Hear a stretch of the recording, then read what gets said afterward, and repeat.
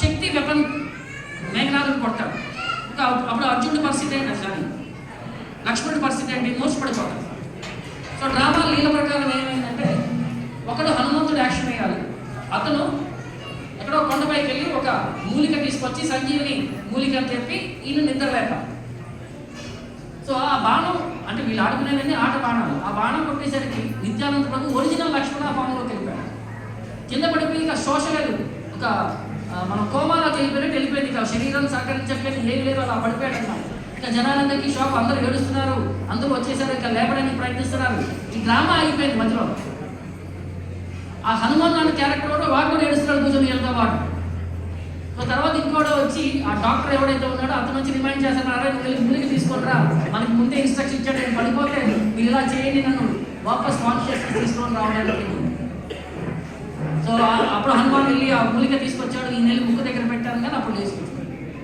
అంటే ఒక ఎన్లైట్మెంట్ అనేది ఎంత అంటే ఒక లైఫ్ స్టైల్ ఎలా ప్రజెంట్ చేశాడు అనేది ఎగ్జాక్ట్ ఎమోషన్స్. సో ఇలాగా కృష్ణుడి యొక్క లీలలో ఒకరోజు బకాసుర, ఒకరోజు ఆకాసుర, అన్ని పాస్ట్ టైమ్స్ ప్లే చేసేవాడు. సో మామూలు పిల్లలకి ఆటలు ఎంగేజ్మెంట్ అయితే ఈయనకి భగవంతుడి యొక్క లీలలో ఒక ఎంగేజ్మెంట్. సో వీళ్ళకి తర్వాత ఒక తమ్ముడు పుట్టాడు, అతని పేరు బంకిమరాయ అని అంటారు, బంకరాయ. బంక అంటే వంకర. కృష్ణుడు ఎలా ఉంటాడు, త్రిభంగి. సో బెంగాల్లో మనకేంటంటే బంకిమరాయ అంటే one who is bent in his body. So వీళ్ళిద్దరూ కూడా అంటే బలరాముడు కృష్ణుడు ఇద్దరు తోడుగానే వస్తారు కదా. సో వీళ్ళిద్దరూ జతగా ఆటలు ఆడుకునేవారు అనమాట. సో ఒకరోజు బంకిమరాయ వీళ్ళ పొలాల్లో కలుపు తీపిస్తున్నారు. సో వాళ్ళందరికీ మధ్యాహ్నం 12 అయ్యేసరికి అక్కడ ఉండే వాళ్ళందరికీ చెప్పాడు అనమాట, మీరు వెళ్ళి ఇంటికి వెళ్ళి భోజనం చేసుకొని రండి అని, నేను చూస్తానని. వీళ్ళు వెళ్ళి ఇంటికి వెళ్ళి భోజనం చేసుకొచ్చేసరికి గంట లోపలికి ఎన్నో ఎకరాల పొలాన్ని, 10 ఎకరాల పొలాన్ని ఒకడే మొత్తం తీసేశాడు ఆ కలుపు అంతా. జనాలు ఆశ్చర్యపోయారు, అంతా 100 మంది చేసే పనిని 10 ఎకరాలకి ఒక గంటలో మేము వెళ్ళి భోజనం చేసి ఇచ్చేవాళ్ళు మొత్తం ఏం లేదు. కానీ వెనక చూసేసరికి బంకిమరాయ లేడా. సో తర్వాత తల్లిదండ్రులు చెప్పగానే ఇప్పుడు వరకు ఇక్కడే ఉన్నాడు, మొత్తం అయిపోయింది. ఆశ్చర్యం అంటే ఊరు మొత్తం పరిగెత్తుకొచ్చారు, ఏంటి విశేషం అని. అక్కడికి వస్తే బంకిమరాయ.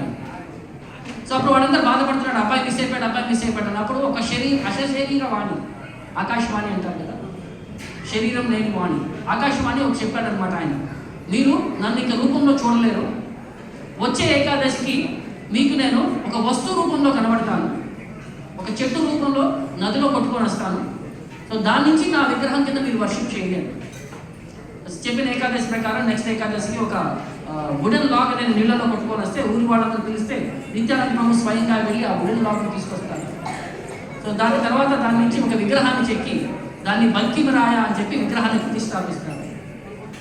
సో ఎంత సిగ్నిఫికెంట్ అంటే చివరికి నిత్యానంద ప్రభు అదే డీటీలో ఎంటర్ అయిపోయి తన లీలల్ని ఫినిష్ చేశారని చెప్పి ఒక ప్రతీక. ఎలాగైతే చైతన్య మహాప్రభు క్షీర్చోర్ గోపీనాథ్లో ఎంటర్ అయిపోయారని అంటారు. సో అలాగే క్షీర్చోర్ గోపీనాథ్ కాదు, కొత్త గోపీనాథ్. క్షీర్చోర్ గోపీనాథ్లో వేరే పర్సనాలిటీస్ వెళ్ళారు. సో వీళ్ళ నిత్యానంద ప్రభు ఆ బంకిమరాయ డీటీలో ఆయన లీనమైపోయారని చెప్తున్నారు.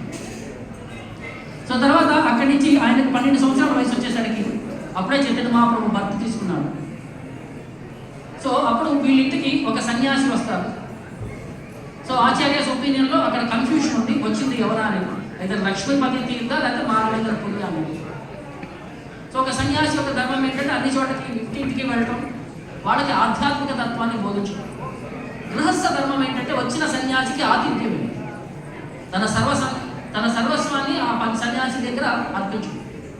సో హడాయి పండిత్ ఒక కొడుకుకి ఎగ్జాంపుల్ సెట్ చేయడానికి వచ్చిన సన్యాసికి, నా ఆస్తి అంతా నీదే, మీకు ఏం సేవ చేయాలంటే నేను రెడీ ఉన్నాను, మీకు ఏం కావాలి అని ఆయన అంటాడు, నాకు ఆస్తులపైన వస్తువులపైన నాకు ఇటుపైన మమకారం ఏం లేదు, నేను ఇంకా ఆల్రెడీ పెద్ద వయసు అయిపోయింది, ఇంకా చివరికి నేను చేయాల్సింది ఏంటయ్యా అంటే తీర్థయాత్ర చేయాలనుకుంటున్నాను. ఈ వయసులో నాకు కావాల్సింది ఏంటంటే ఒక బ్రహ్మచారి అసిస్టెంట్ ఉంటే నేను తీర్థయాత్ర చేయడానికి నాకు అనుకూలం అవుతుంది. సో నీ కొడుకుని నాకు బ్రహ్మచారి అసిస్టెంట్ కింద ఇచ్చేయమని. ఇప్పుడు తండ్రి అన్ని ప్రామిస్ చేశాడు కొడుకు ముందు, మరి ఉదాహరణ ఎగ్జాంపుల్ అన్ని సెట్ చేయాలి. ఆ ఉదాహరణ మెయింటైన్ చేయడానికి అతనికి ఎంత విరహం ఉన్నా సరే, ఎంత బాధ ఉన్నా సరే కొడుకు నుంచి పంపించేశాడు. ఇలా నిత్యానంద ప్రభు ఆయన చేయబట్టి వెళ్ళిపోయాడు. వెనక్కి దీన్ని కూడా చూడండి, ఎందుకంటే ఇది కూడా మంచి ఆపర్చునిటీ.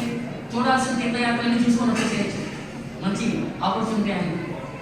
కానీ అక్కడ ఏంటంటే ఆయన విరహంలో దశరథుడు ఏదైతే విరహాన్ని రామచంద్రుడి నుంచి అనుభవించాడో అలాగే హడాయిపోయింది వాళ్ళ మదర్ పద్మావతి అనుభవించాడు.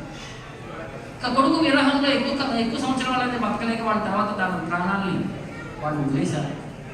నిత్యానంద ప్రభు ఇండియాలో ఉండే all pilgrimage places entire south India, north India అంతా కవర్ చేశారు. సో చివరికి బృందావనం వచ్చి బృందావనంలో వెయిట్ చేస్తున్నారు అన్నమాట. ఎప్పుడు చైతన్య మహాప్రభు తన లీలను స్టార్ట్ చేస్తారు. ఇక్కడ Chaitanya Mahaprabhu for certain years he was acting as if he was like a normal man.